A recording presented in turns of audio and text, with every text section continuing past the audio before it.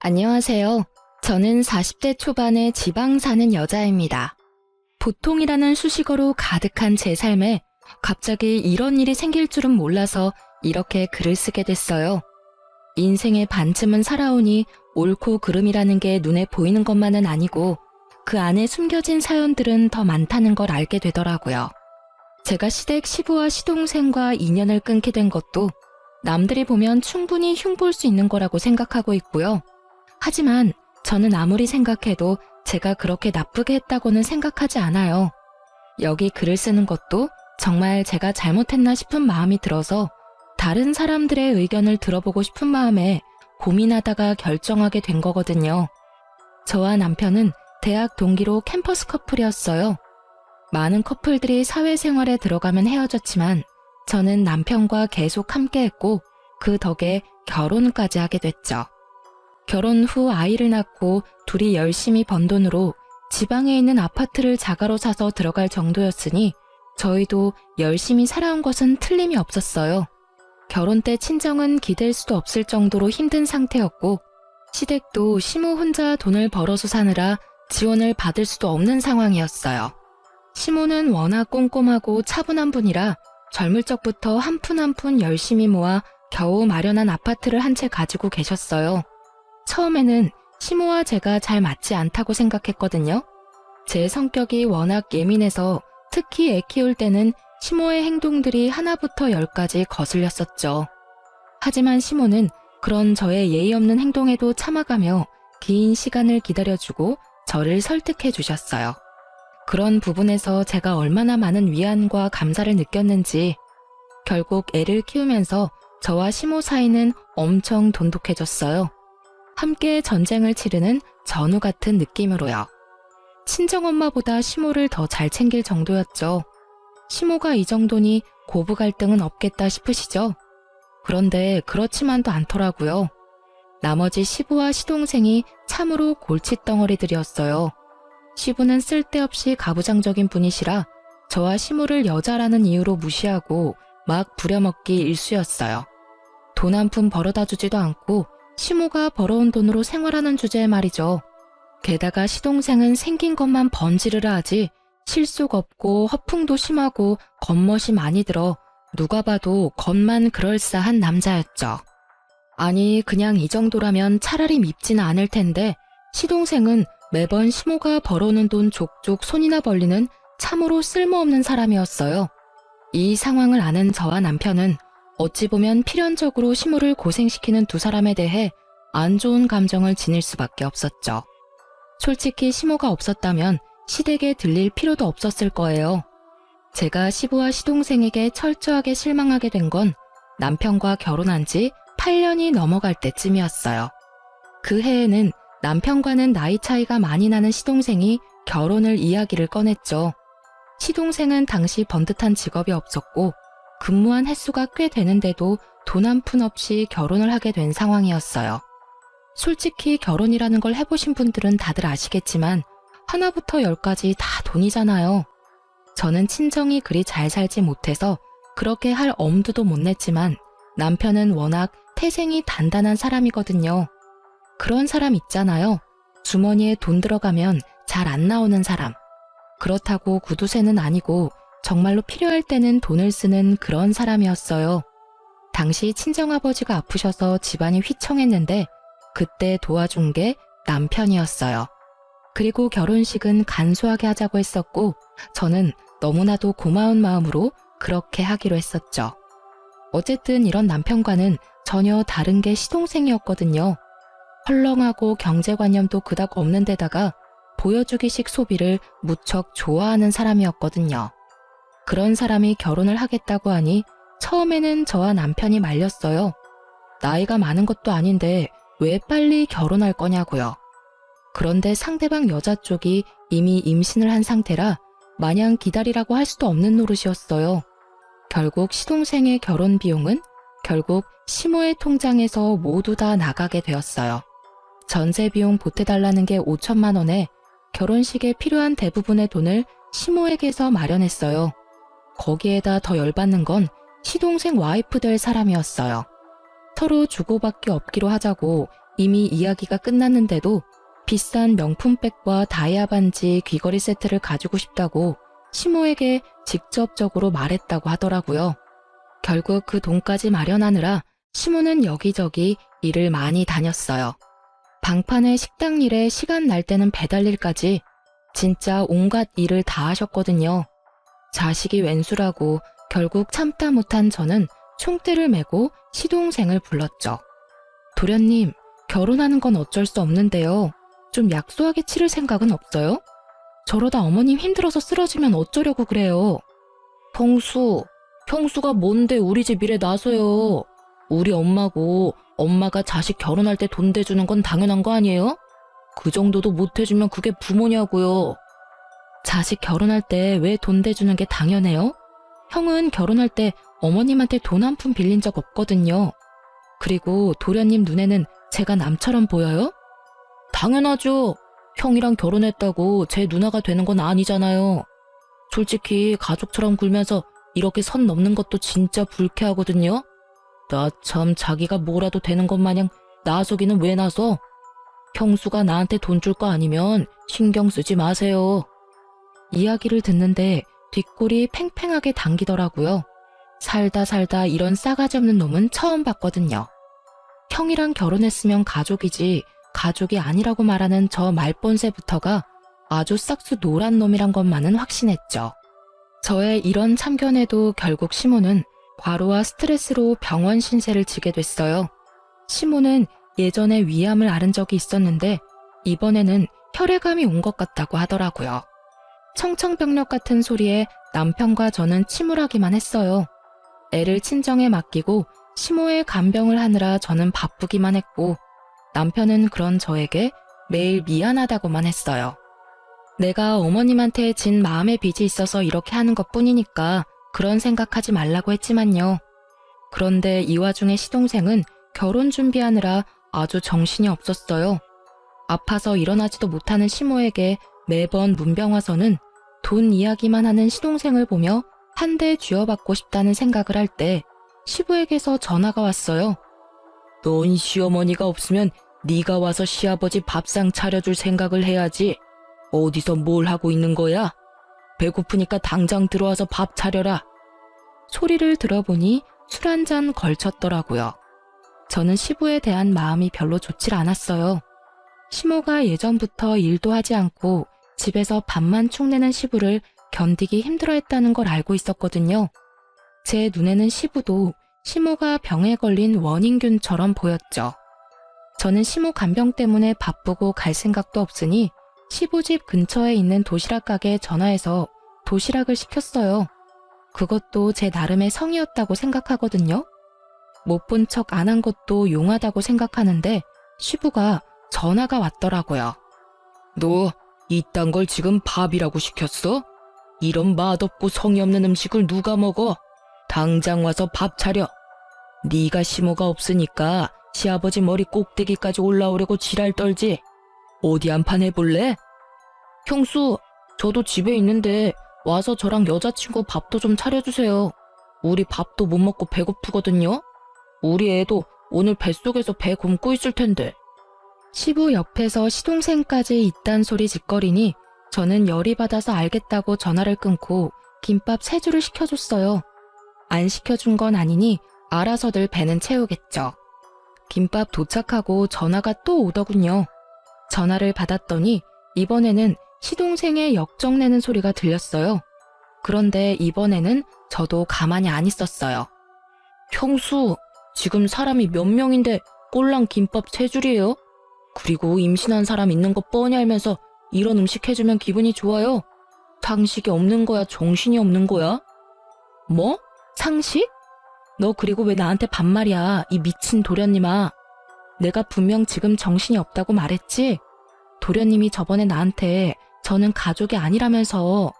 그런데 밥은 왜 저한테 얻어먹으려고 지랄인데?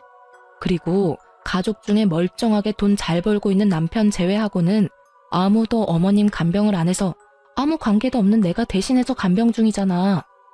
그러면 도련님이 나한테 간병비 갖다 바쳐도 모자란 거지. 어딜 밥을 내놓으라 명령질이야? 아니요.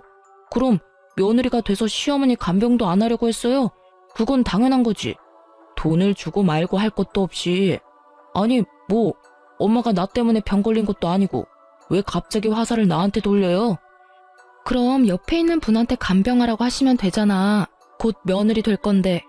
다이아 반지 세트랑 명품 가방까지 받았으면 할 도리는 다 하고 보내드려야 맞지 않나? 그리고 도련님, 네가 지금 돈 한 푼 없이 장가 간다고 해서 어머님이 그 돈 마련하느라 과로해서 지금 암 재발한 거라고 난 생각하거든요? 도련님이 인간으로 태어났으면 어머님한테 이러면 안 되지. 그걸 왜 저한테 화내냐고요. 밥 한 번 해달라고 했다고 완전 사람 쓰레기로 몰아버리네. 됐어요. 밥 해주기 싫으면 해주지 마요. 우리가 돈이 없는 것도 아니고. 결국 저의 지랄 같은 말에 시동생은 전화를 끊더군요. 그리고는 형한테 전화를 했었나 봐요. 물론 형님한테 한 번 더 혼났지만요. 병원에 온 남편이 이야기하더라고요. 미친놈이 너 어머니 간병하는 거 뻔히 알고도 집에 밥하러 오라고 했다는데 그게 정말이냐고요. 그래서 시부랑 쌍으로 그 지랄했다고 했더니 욕을 한 사발 더 해줄 걸 그랬다고 하더라고요. 그러면서 여전히 상태가 위중한 시모의 모습에 남편은 눈물만 흘렸죠. 그리고 그날 이후 한 달도 지나지 않아 시모가 돌아가셨어요. 그런데 시모 사망일에 더 빡친 일이 있었어요. 시동생이 저에게 슬쩍 오더니 말하더라고요. 형수, 엄마 재산 나누는 거에 대해서 형이랑 이야기 좀 했어요? 형 성격 뻔히. 아니, 저한테 와서 돈 이야기 묻는 거 보면 이 싹수노란 인간 말종이 사람처럼 안 보입니다. 어머니 돌아가신 지 몇 시간이나 됐다고 돈 이야기를 꺼내요. 도련님이 돈이 급한 건 알겠는데 돌아가신 어머님 등골까지 빼먹으려고 하는 그 행동이 진짜 인간이 할 수 있는 행동이에요? 열받은 제가 시동생에게 소리치자 시동생은 도리어 저에게 한 소리 퍼부으려고 얼굴을 귀신같이 일그러뜨리더라고요. 저도 지지는 않을 생각으로 눈 부릅뜨고 있었는데 결국은 주위에서 시동생을 보며 수군거리자 입을 꽉 닫더군요. 그 길로 시모 보내는 길 내내 썩은 표정 지어서 저는 또 열이 받았어요. 가는 길도 불편하게 만들어 제 마음까지 아팠으니까요. 이 일을 계기로 저는 저 인간들과 상종도 하지 말아야지 생각했어요. 물론 지켜지지 못했지만요. 저는 시모가 돌아가시면 재산 정리가 깨끗하게 될 거라고 생각했어요. 유산이라고 해봐야 아파트와 통장, 보험금 뿐이었으니까요. 그런데 그게 생각 외로 복잡하게 돌아가는 일이 생겼어요. 시모 명의로 된 아파트에 담보대출이 설정되어 있더라고요. 일단 아파트가 남편 앞으로 상속은 되는데 온전히 아파트로 받으려면 그 돈을 갚아야 하더라고요. 그 돈을 못 갚으면 아파트를 팔아서 그 대출금을 마련해야 하는 거고요. 아파트는 6억이 좀 안 되는데 대출은 2억 7천 정도였어요. 거의 반값이었죠. 남편과 저는 시모가 이 큰 돈을 어디에 썼나 싶더라고요. 그 와중에 시동생은 아파트 빨리 팔고 자기 몫으로 반을 달라고 아우성이었고요. 남편은 일단 그 내역이 뭔지 모르고 시모가 급히 돈이 필요해졌었을 거라고 잠정적으로 생각하고 시동생에게 딱 절반씩 나누자고 했죠. 그런데 그때 시부가 굉장히 뺀질거리면서 나서더라고요. 나도 오랫동안 같이 살았으니 그 돈에 권리가 있는 거 아니냐? 젊은 것들이 뻔뻔하게 어른을 빼놓고 이야기하는 건 좀 아니지. 재산은 나 포함해서 셋이서 나눠야지. 시부의 그 말에 남편이 코웃음 치며 말하더라고요. 진짜 남편도 아니면서 무슨 권리로 그런 이야기를 합니까? 어머니랑 아저씨가 조금이라도 금슬 좋은 부부처럼 살았다면 제가 아저씨한테 하나라도 더 챙겨드렸을지도 모르죠. 그런데 우리 어머니한테 어떻게 하셨는지 기억 안 나세요? 일은 하나도 안 하면서 집에서 삼시세끼 밥 꼬박꼬박 얻어드셨죠? 그러면서 엄마 아플 때 병원 한 번 데려가 주지도 않고 그게 무슨 남편이냐고요. 실은 저도 늦게 알게 됐는데 시모와 시부는 사실혼 관계라고 하더라고요. 시부는 처음에 혼인신고를 하지 말자고 했고 시모는 마음이 상해서 결국 그 뒤에 시부가 혼인신고하라는 말을 그냥 무시하고 혼인신고를 하지 않았다고 하더라고요. 특히 시부가 일을 안 하게 된 날부터는 혼인신고하면 자식들이 더 힘들까봐 일부러 혼인신고를 안 한 것 같더라고요. 그러니 시부는 법적 상속인이 아니게 된 거죠. 말 한 번 섭섭하게 하네. 나도 너희 엄마 걱정했어. 그 사람도 없는데 돈까지 없으면 지금 당장 길거리에 나 앉으라는 말이냐? 그런 법도가 어디 있어? 사실혼 관계도 혼인 관계지. 걱정하셨겠지. 우리 엄마 없으면 이제 밥 차려줄 사람 없을 거고, 이제는 그 이후로 우리 와이프 불러다가 밥 차리라 할 거 아니냐고. 저번에 어머니 아플 때도 어머니 병간호하는 와이프 불러다가 밥 차리라고 했잖아요. 내가 어이가 없어서 그 이야기 듣고 진짜 다 때려 엎으려다 참았어요. 엄마 아직 살아계셨을 때니까. 경고하는데 앞으로 재산 이야기에 나대지 마세요. 어떻게 할지는 제가 결정합니다, 아저씨. 결국 시부는 남편 말에 열받았지만 대꾸는 못했죠. 자기도 이리저리 찾아봤을 거예요. 사실혼 관계라는 것만으로는 아무것도 받을 수 있는 게 없다는 걸 알았겠죠. 시부는 남편과 대화가 통하지 않으니 시동생을 이용하려 하더군요. 며칠 뒤 부동산에서 연락이 왔어요. 동생분이 너무 재촉하는 바람에 이쪽도 곤란한데 금매라면 더 싸게 내놓을 생각 없냐고요. 저와 남편은 그때 시모 유품을 정리 중이었거든요. 남길 만한 추억이 되는 물건이나 물려받을 만한 귀중품을 제외하고는 다 버릴 생각으로 정리 중이었는데 그 전화가 오니 남편은 화가 나서 시동생을 불렀어요. 그리고 그때 시모의 화장대 아래에서 대량의 장부가 나왔어요. 그걸 확인하니 시모가 써둔 가계부였어요. 그 꼼꼼한 성격만큼 10원짜리 하나까지 내역이 싹 다 적혀 있더라고요. 그리고 그걸 보다가 아파트 담보대출이 왜 생긴 건지를 알았어요. 시모가 둘째에게 대출해주고 차용증 받아놓은 게 있더라고요. 결국 남편 극대노해서 시동생 오자마자 난리쳤어요. 야, 너 이거 뭐야? 엄마 장부에 너한테 돈 빌려준 거 적혀 있던데 엄마가 너한테 돈 빌려준 거 왜 이야기 안 했어? 너 우리가 이거 못 찾았으면 돈 받을 때까지 거짓말할 작정이었어? 형, 봤어? 설마 내가 말 안 했겠어? 나도 오늘 할까 내일 할까 생각하고 있었어. 뭐 형이 먼저 알게 됐으니까 말할 것도 줄었네. 돈이 좀 필요했는데 아버지가 아파트 담보대출 받으면 된다고 가르쳐줘서 엄마한테 부탁했지. 그 이야기를 듣는 동안 남편의 흥분한 얼굴이 냉정하게 가라앉는 걸 봤어요. 아, 정말 화가 엄청 났구나 싶었죠. 그래서 제가 물었죠. 그러면 도련님, 그 대출금은 어디에 쓰신 거예요? 개인이 빌리기에는 큰 돈이고 그렇다고 도련님이 집을 가지고 계신 것도 아니고. 전세금마저 시모에게 빌릴 정도면 집이 없다는 생각이 들어서 물어봤는데 돌아오는 대답에 저와 남편은 벙쪘어요. 아, 그거요? 재개발되는 곳 있는데 거기 건물이 5억짜리거든요? 근데 재개발되면 금액이 엄청 뛸 거잖아요. 그거 생각하고 빌린 거고 아직 잘 갖고 있어요. 5억짜리 집에 2억 7천을 빌렸으면 나머지 금액은 도련님 돈인 거네요? 그쵸. 그것도 은행에서 빌려서 지금 원금이랑 이자만 거의 200만 원 넘게 나와요. 솔직히 이번에 아파트 팔고 자동으로 갚으면 내야 할 대출금도 줄어드니까 저도 좋죠. 실실 쪼개며 말하는 시동생에게 남편이 결국 참지 못하고 버럭 화를 냈어요. 야, 그걸 자랑이라고. 너 장부에 어머니가 너한테 돈 빌려준 게 얼마인지는 알아? 대출금만 차용증이 있을 뿐이고 그 이후로 네가 매달 2, 30씩 야금야금 가져간 것까지 계산하면 장난 아니거든? 그런데 너 처음에 시치미 떼고 아파트 처분하고 3억 절반으로 나누자고 했지. 가만 보니까 내가 몰랐으면 너 그 돈 다 꿀꺽할 셈이었네? 네가 아파트 대출금 싹 다 가져갔으니까 넌 아파트 처분하고 남은 돈에 아무런 권한 없는 거 알지? 지금 네가 이 아파트 처분과 관련한 돈 중에 주장할 수 있는 금액은 2천만 원이 다야. 그러니까 나머지 금액은 내가 다 가져가도 할 말 없지? 그런 게 어딨어. 나도 엄마 아들이고 유산 주장할 수 있지. 그리고 엄마가 나한테 돈 빌려줬다는 거 어차피 차용증 없으면 다 필요 없는 거 아니야? 떡하니 있는 차용증을 없는 셈 치자는 거냐? 너 미쳤지? 이거 봐. 차용증을 적어놨네. 네가 지장까지 딱 찍어서.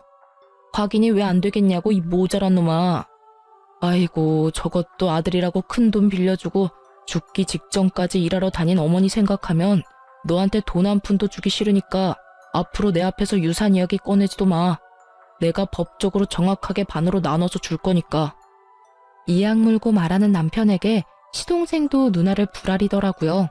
형이 무슨 자격으로 그딴 말하는데? 나도 엄마 아들이라고. 엄마가 나 얼마나 아꼈는지 몰라서 그래? 그래, 많이 아끼셨지. 막내라고 아주 오냐오냐 했더니 네가 이렇게 미친놈처럼 위아래도 모르고 똥인지 된장인지도 찍어 먹지 않으면 모를 놈으로 자랐지. 네가 언제부터 엄마 그렇게 생각했어? 여자 임신시켜가지고 결혼하는 주제에 엄마한테 전세금이며 예물비며 싹 다 받아가고는 아픈 엄마 병원에 있는 동안에도 병가는 우리 와이프한테 다 맡겨놓고 여친이랑 룰루랄라 잘 놀았더라. 아, 그러고 보니 전세금도 있네? 엄마가 전세금 빌려주기로 했다면서? 2천만 원 가져가고 나머지 3천만 원은 나한테 빌릴래? 나는 엄마랑 다르게 이자 꼬박꼬박 받을 건데 괜찮으면 그렇게 하고. 예물비는 네가 알아서 마련해. 대출금도 반으로 줄 텐데 알아서 잘할 수 있겠지. 너 앞으로 돈 이야기 내 앞에서 하면 진짜 호적 파버릴 거야. 그리고 이 집 팔리면 바로 짐 뺄 수 있도록 짐 챙겨놔. 결국 저희는 시모 물건을 챙겨 집으로 돌아왔어요. 집으로 돌아오는 차 안에서 남편이 그러더군요. 슬퍼해도 모자랄 시간에 저런 것들 상대하고 있으니 지금 자기가 뭐 하는 건지 모르겠다고요. 엄마 가는 길에 자식들끼리 싸우는 모습 보이기 싫은데 진짜 생각 없이 사는 저 사람들 때문에 죽겠다고 말이죠. 결국 남편은 결정했어요. 집안의 돈 정리, 관계 정리 싹 다 깨끗하게 해버리기로요. 그렇게 시모 사후에 남편은 법적으로 아무런 문제 없도록 하나부터 열까지 정리하기 시작했어요. 시모 앞으로 된 재산은 아파트와 생명보험금이 2억 정도 있더군요. 보험금이 있다는 걸 알게 된 시동생은 또 급하게 찾아와 남편에게 말하더라고요. 엄마 생명보험금은 나한테도 받을 자격 있잖아. 반은 줘야지. 나 요새 돈 없어서 힘들다고. 너 아파트 대출금 없어져서 이제 좀 살만하지 않냐? 그거만 없어도 대출금 절반으로 줄어들 텐데 왜 그렇게 앓는 소리야? 대출금 줄어든 대신에 전세금이랑 예물비 때문에 또 돈 빌렸어. 자기가 쪼들리니 계속 재촉하더라고요. 남편이 계속 재촉하니 어쩔 수 없이 보험을 확인했죠. 그런데 시모가 죽기 직전에 생명보험금 수익자를 법정 상속인에서 제 이름으로 바꿔놨더라고요. 저도 제 이름이 나오니 뜬금없이 깜짝 놀랐죠. 뭐가 잘못된 것 같아서 수익자가 언제 누구에 의해 변경되었는지 확인해봤거든요. 바로 시모가 본인 담당하는 보험 설계사를 직접 만나서 변경했다고 하더라고요. 어찌됐든 보험금 2억 원이 제 손에 들어오게 됐어요. 그 이야기를 들은 시동생이 완전 발광하더라고요. 이게 뭐예요? 왜 우리 엄마가 생판 남인 형수한테 보험금을 남기냐고요? 뭐 잘못된 거 아니에요? 아들이 둘이나 있는데 굳이 며느리로 할 필요도 없었잖아요. 이거 혹시 형수가 엄마 꼬셔서 수익자 변경한 거 아니냐고요? 엄마 옆에서 알랑방구 떨면서 들러붙어 있을 때부터 알아봤어야 하는데 너, 네 형수한테 그게 무슨 말버릇이야? 어머니 보험 설계사가 네가 돈을 마구잡이로 쓰는 바람에 어머니가 직접 수익자 변경했다더라. 네가 그렇게 못 믿겠으면 내가 보험 설계사한테 전화해서 왜 수익자가 변경됐는지 물어보자. 남편은 바로 보험 설계사에게 전화했어요. 네, 안녕하세요. 수익자 변경한 것 때문에 제 동생이 의문점이 있다고 해서 연락드렸어요. 혹시 수익자 변경을 왜 했는지 지금 말씀 좀 해주시겠어요? 아, 네네. 돌아가시기 2달 전쯤 병원을 다녀오고 나서 저를 만나자고 하셨어요. 그때 수익자를 변경했어요. 수익자를 며느리 앞으로 한다길래 제가 여쭤봤거든. 장성한 아들이 둘이나 있는데 며느리한테 변경하는 이유라도 있냐고요. 그랬더니 둘째가 씀씀이가 해프고 집 거덜낼 정도로 가져가니 보험금을 받으면 다 써버릴 거라고 하더라고요. 어차피 아들놈들은 아파트 나눠 가질 건데 보험금이라도 자기 병수 밟은 며느리 앞으로 주고 싶다고. 돌아가기 직전에도 확인 전화하시며 말씀하셨고요. 그리고 무엇보다 며느리에 대한 마음이 애틋하시더라고요. 아플 때 힘들 때 자기 신경 써주는 건 며느리밖에 없다고 하시는 거 보니 고부간의 사이가 무척 좋은 것 같다고 생각했죠.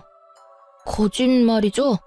엄마가 설마 나한테 한 푼도 안 남겨주시다니. 이거 형수가 다 모함한 거죠? 왜 내가 아들인데 나는 한 푼을 못 받아요?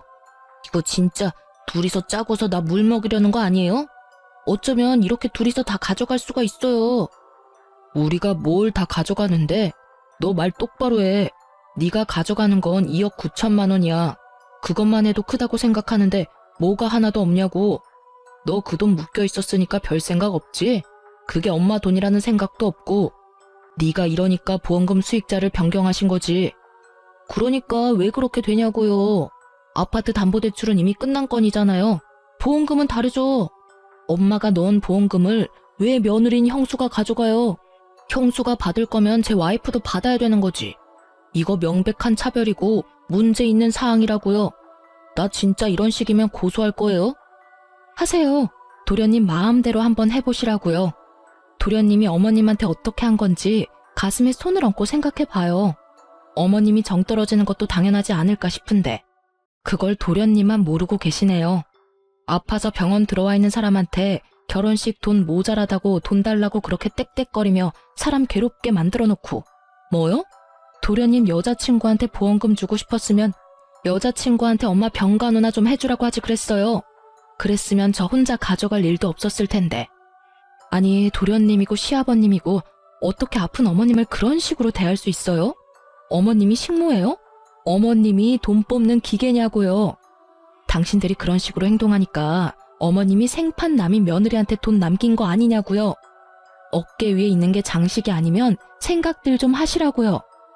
결국 제 말에 반박조차 못한 시동생은 부들부들 떨며 남편에게 기가 막힌 말하더라고요. 알았어. 형수 말 다 맞다 치고 이해하고 넘어갈게. 보험은 이미 수익자가 지정된 상태라 바꿀 수 없다고 하니 포기할게. 이렇게 됐으니 보험은 필요 없어. 그런데 엄마 돌아가셨으니까 지금은 형이 내 보호자잖아. 그러니까 내 빚보증 좀 서줘. 정신 나간 놈아. 내가 왜 네 보호자야? 네가 미성년자야? 너 일하고 돈 버는 사지 멀쩡한 성인이야. 나는 빚보증 같은 거 서줄 생각 없어. 네가 평생 엄마 등골 빼먹으면서 살아서 남한테 빨대 꽂는 게 당연한 거라고 생각하는 것 같은데 나한테까지 그런 식으로 하게 두지는 않을 거야. 너도 나이 먹을 만큼 먹었으니 너 알아서 해. 다른 사람들한테 손 벌릴 생각하지 말고. 그럼 어쩌라고. 나도 곧 죽겠는데. 형이면 형답게 좀 해달라고. 이제 곧 결혼인데 나 땡전 한 푼 없어. 엄마 유산 형이랑 형수가 다 가져가게 생겼잖아. 어이가 없네. 왜 내가 다 가져가. 너도 가져갔잖아. 아파트 담보대출 빼면 안 되지. 그리고 아파트 집값 떨어져서 제값 못 받으면 너한테 돈 더 받을 거니까 그렇게 알고 있어.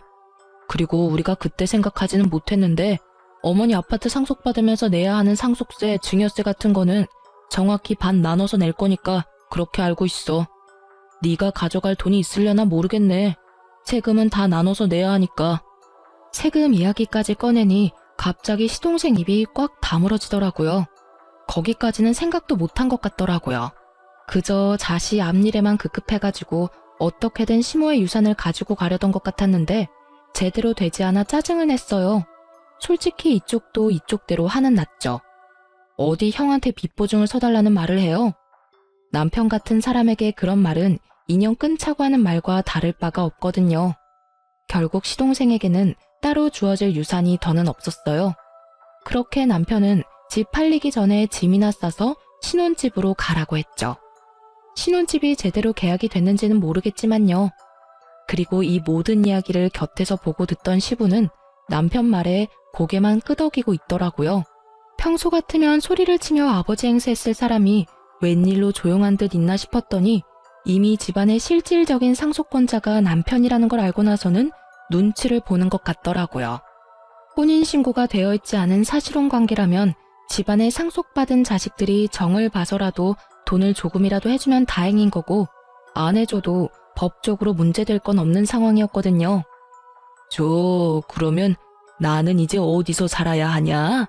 너희 집에 들어가서 사는 건 안 되겠지? 그럼 너희가 돈을 조금이라도 나눠주면 내가 집 하나 얻어서 조용히 살아도 되는데 말이다. 네 엄마랑 오래 산 것도 있고 그간의 정이 있으니 나한테도 어느 정도는 줘야 되지 않겠냐? 저번에도 말했지만 아저씨가 엄마랑 살면서 뭘 해주셨는데요? 저는 처음부터 엄마랑 아저씨 같이 사는 거 반대였어요. 그리고 아저씨가 엄마랑 같이 살자마자 일 그만뒀을 때는 진짜 엄마만 아니면 쫓아내고 싶었고요. 이야기해보세요. 엄마랑 살면서 엄마한테 잘해준 거 하나라도 있으세요? 엄마가 해주는 따뜻한 밥 얻어먹으면서 잘 살았으니 앞으로는 알아서 돈 벌어서 사세요. 남한테 빌붙어서 살아보려는 생각은 하지 마시고요. 그래도 내가 너희 엄마랑 이렇게 길게 살았는데 아무것도 없이 나가면 사람들이 너를 얼마나 모질다고 욕하겠냐. 그런 소리는 안 듣도록 해야지. 저 그런 거 신경 안 쓰는 놈이거든요. 그래도 어머니랑 산 정을 봐서라도 제가 지분해드릴게요. 전세 하나 얻어드릴 건데 그 전세 계약자는 제 이름으로 할 거예요. 딱 거기까지만 해줄 거고 원룸으로 얻어줄 겁니다. 거기에 나오는 공과금은 다 아저씨가 내시고 저한테 연락 오는 순간 계약 해지하거나 종료시켜버릴 거니까 알아서 잘 내세요. 제 입장에서도 많이 양보한 거라고 생각한 건데 이것도 싫으시면 그냥 관두셔도 됩니다. 그 말에 시부가 괜히 궁시렁대더라고요. 아니, 그래도 사람 살 수 있을 정도로는 해줘야지. 그리고 너무 그렇게 빡빡하게 굴면. 싫으시면 지금 이야기하세요. 저는 어차피 아저씨도 사람들 눈도 신경 안 쓴다니까요. 그럼 하지 말까요? 아니야. 그것도 감사하게 받아야지. 그런데 나가는데 뭐 이삽이라도 좀 줘야지. 그 말에 남편이 열받아서 시부에게 소리치더라고요. 그 시간에 나가서 일자리나 알아보시라고요.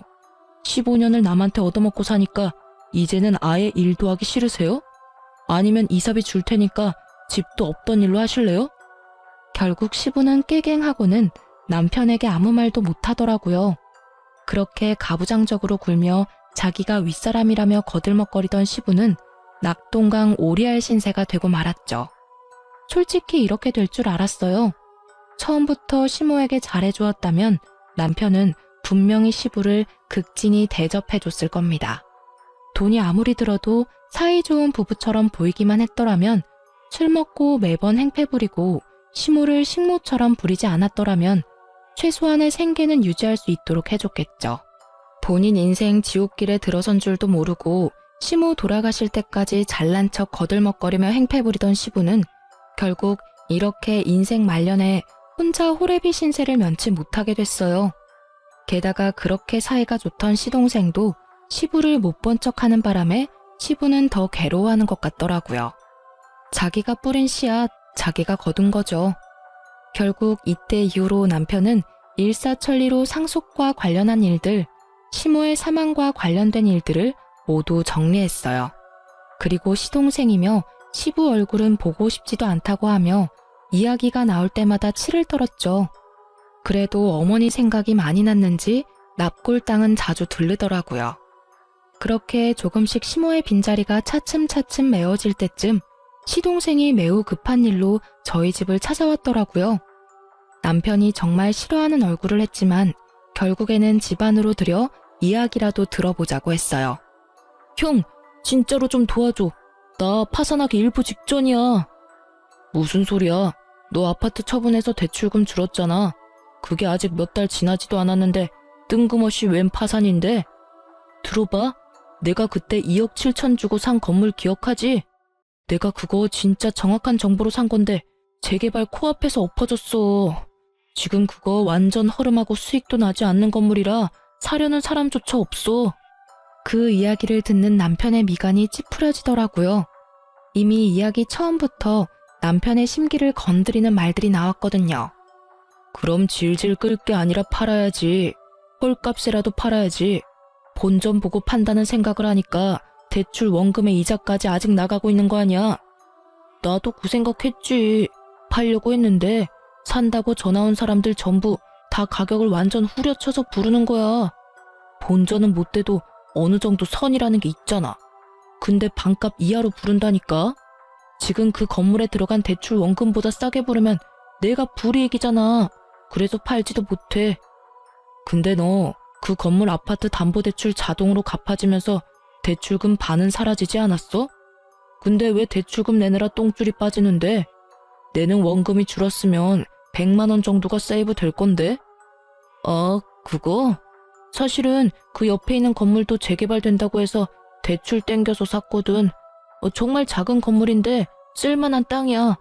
그것도 재개발이 될 줄 알았는데 안 됐더라고.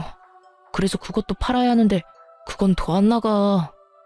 그 이야기를 듣는 저와 남편은 고개를 절레절레 저었어요. 이건 뭐 스스로 자기 무덤 연락에 파고 있으니 도와줄 수가 없겠더라고요. 솔직히 그 돈이 생활비로 나가서 빌린 돈이라면 갚아줄 생각도 있었어요. 살다 보면 그런 일도 있잖아요. 애가 생기고 갑자기 가계 지출비가 늘어나는데 모아놓은 돈은 없고, 그렇게 빌렸다면 정말 저도 도와줄 생각이 있었는데 또 재개발 환상에 빠져서 쓰러져가는 건물을 샀을 줄이야. 생각지도 못한 이유에 저는 맥이 탁 풀려버렸어요. 차라리 파산하고 개인 회생을 신청하는 게 본인에게는 좋은 일이 아닐까 하는 생각도 들었을 정도였죠. 형수, 제발 나 좀 도와줘요. 어차피 형수 앞으로 엄마 보험금 나왔잖아요. 그거에다 형이 받은 아파트 처분한 돈이면 넉넉하잖아요. 한 1억? 아니, 1억 5천 정도만 빌려줘요. 저 건물 팔리면 갚아줄 테니까. 제가 왜 그 돈을 갚아줘야 해요? 그리고 어머님이 남긴 피 같은 돈, 그런 곳에 쓰고 싶지도 않아요. 아니 도대체 무슨 자격으로 어머님 목숨값을 달라고 여기 와서 돈을 빌려달라고 할 수 있어요? 그리고 저는 잊지 않았어요. 도련님이 저한테 하신 말씀요. 생판 남인 저한테 가족이 아니라고 하셨죠? 도련님이 저를 가족으로 생각하지 않았으니 저도 도련님을 가족으로 생각 안 해요. 저는 어머님이랑은 달라서 도련님한테 돈 다 줘가면서 일 해결하도록 두지는 않을 거예요. 정말로 그 딱한 사정을 어떻게든 하고 싶었다면 일단 푼돈에라도 그 건물들 팔고 그 돈으로 원금 갚은 뒤에도 힘들면 찾아와야죠. 그 건물은 있는 대로 놔두고 싶고 돈은 돈대로 쪼들리니까 누군가에게 편하게 빌리고 싶고, 그런 생각하면 어디에서도 도련님 도와줄 사람 못 찾아요. 그때 일을 아직까지 마음에 두고 있었어요? 화 풀어요. 남이라고 한 거는 그냥 화가 나서 던진 말이고, 형님 와이프면 우리 조카 엄마인데 내가 설마 형수님을 정말 남으로 생각했을 리가 없잖아요. 그리고 푼돈으로 그 건물 파는 건 절대로 말이 안 되죠. 솔직히 재개발이 엎어졌다고는 하지만 또 언제 재개발 구역에 포함될지 모르는 일이고, 재개발되고 나면 그 일대도 땅값 오를 테니까 그때까지만 잘 버티면 돈 더 벌 수 있는데. 그때까지 버틸 수 있을 만큼의 돈이 있는 사람들에게나 해당되는 일이잖아요. 지금 당장 죽고 못 살겠다며 형한테 달려오는 사람이 무슨 미래를 말하는데요? 지금 당장 도련님한테 미래가 있긴 해요. 그거 못 팔면 우리는 도와줄 생각 없어요. 그런 제 말에 시동생은 도리어 저와 남편을 이해가 안 된다는 표정으로 바라보더라고요. 본인만의 생각이 너무 확고해서 다른 사람 의견은 귀에 들어오지도 않는 종증이었어요. 아, 너 이러는 거 네 와이프도 알아? 애도 곧 있으면 태어난다고 하지 않았어? 예정일이 다음 달인가 그랬던 것 같은데. 와이프는 얼마 전에 집 나갔어. 전셋집도 자기가 생각하는 만큼 못 가졌다고 엄청 싫어했는데 결혼식 할 때 쓸 다이아 반지 세트랑 명품백도 원하는 거 못했거든. 돈이 너무 없어서. 엄마 돌아가시고 나면 유산 나오니까 그걸로 하면 된다고 달랬는데 유산이 없었잖아. 아파트는 내 대출금에 깎여버리고 보험금은 형수가 수익자가 돼서 한 푼도 받은 게 없으니까. 그 이야기하고 다음날 집 나갔어.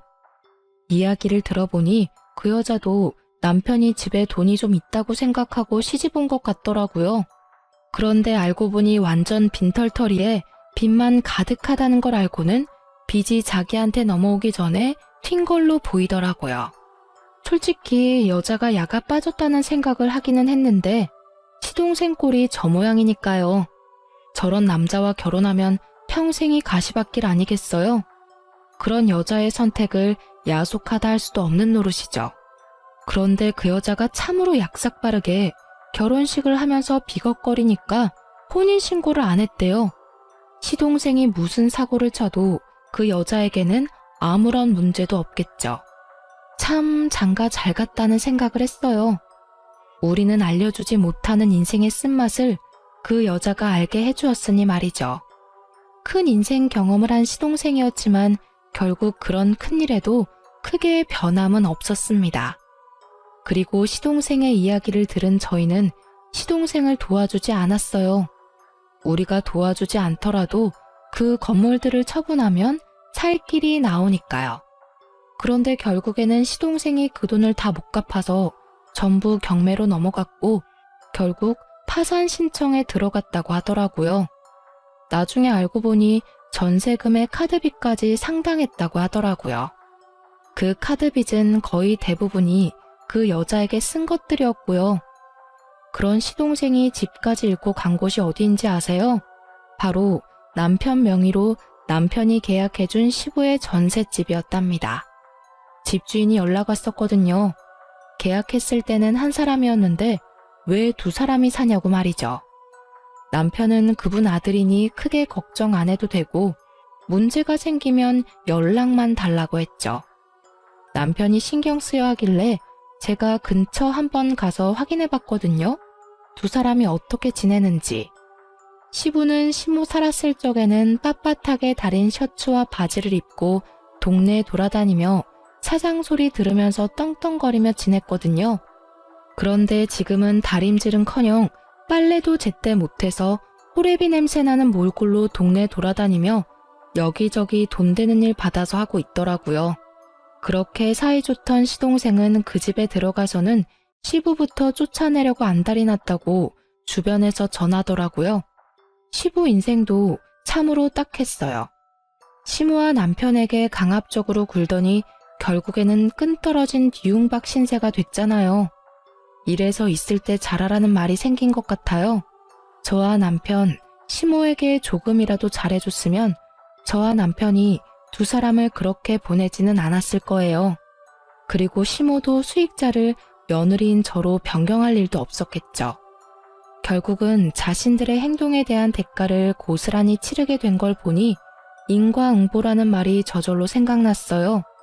스스로 열심히 지옥길 걸어가는 걸 충분히 옆에서 말렸음에도 역시나 포기하지 못하는 걸 보니 앞으로도 우리 부부와 만날 일은 없을 것 같아요. 그렇지만 시모의 마음을 생각하면 지금이라도 시동생과 시부가 제정신을 차려줬으면 싶어요. 긴 글을 쓰면서 참 많은 생각을 했어요.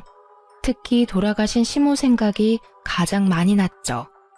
그분이 있었을 때 제가 해야 했었을 일들, 잘못된 걸 바로 잡기 위해 제가 할 수 있었을 일들을 생각하며 후회하게 되네요. 그러니 글을 읽고 계시는 분들, 있을 때 잘하라는 말이 괜히 있는 게 아니더라고요.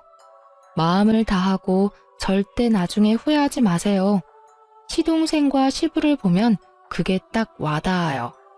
앞으로도 후회 없이 열심히 하루를 살아갈 거예요.